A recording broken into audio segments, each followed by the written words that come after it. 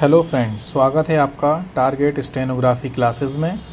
आज हम लोग यूपी ट्रिपल एससी स्टेनो के लिए डिक्टेशन लिखेंगे, जो आज हमारी पहली क्लास होगी। इसी तरीके से हम आपको डेली एक डिक्टेशन 80 शब्द प्रति मिनट की गति से प्रोवाइड कराएंगे, जिससे आपकी आने वाली परीक्षा में आपका स्किल क्वालिफाई हो जाए और आप अच्छे से तैयारी कर पाएँ।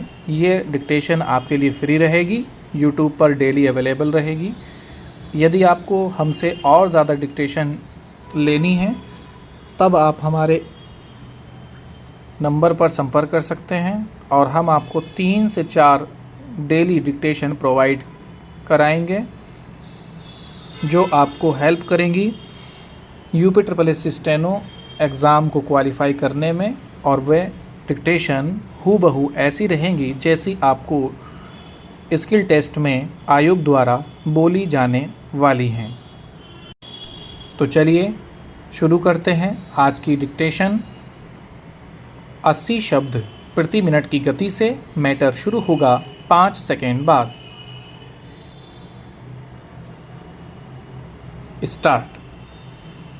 भारत में बदलाव और विकास को रफ्तार देने के लिए नवाचार एक अहम पहलू है। इस समय कृत्रिम मेधा के माध्यम से भारत सबसे अग्रणी होने का प्रयास कर रहा है।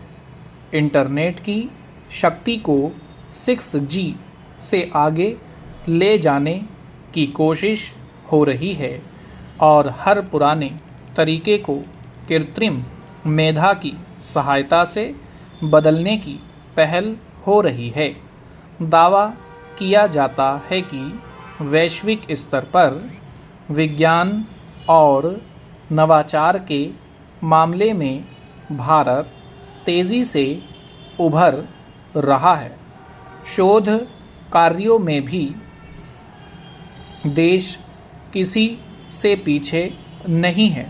पेटेंट की बात की जाए तो इसके लिए उद्यम और प्रौद्योगिकी में नए अन्वेषण कर रहे हैं।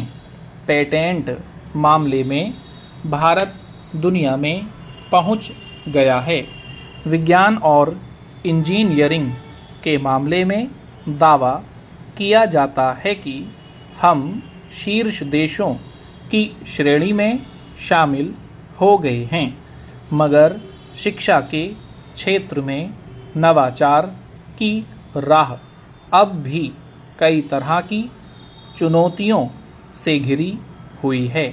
वैश्विक नवाचार में जो मुकाबला होता है उसमें भारत ने लगातार अपनी बढ़त बनाई है और वह 90वें पायदान से 30वें स्थान पर पहुंच गया है।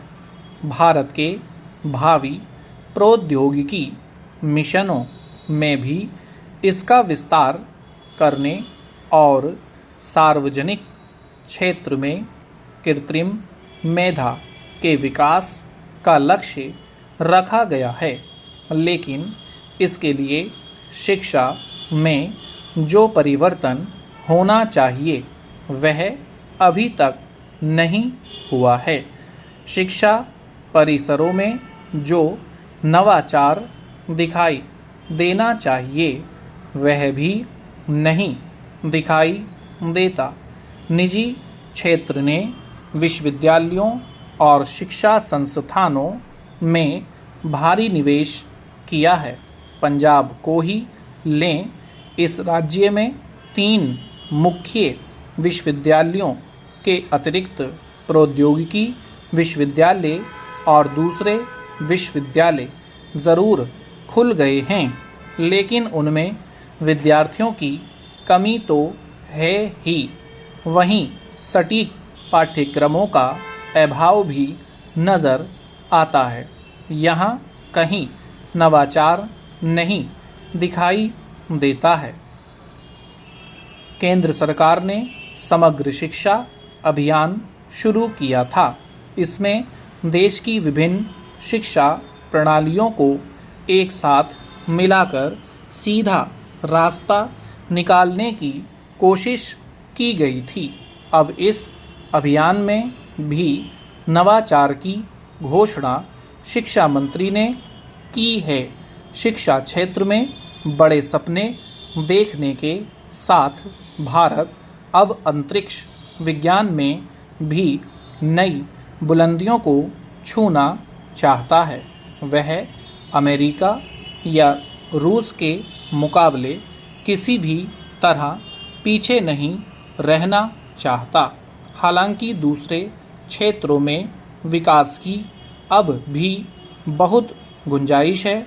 वैसे मुद्दे की बात यह है कि शिक्षा के सभी पुराने ढर्रे अब बदलने की आवश्यकता है।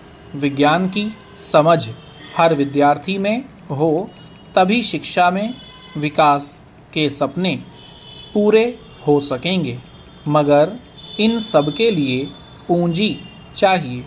नीति आयोग यह कहता है कि कम से कम 6% व्यय शिक्षा के विकास पर होना चाहिए। स्टॉप।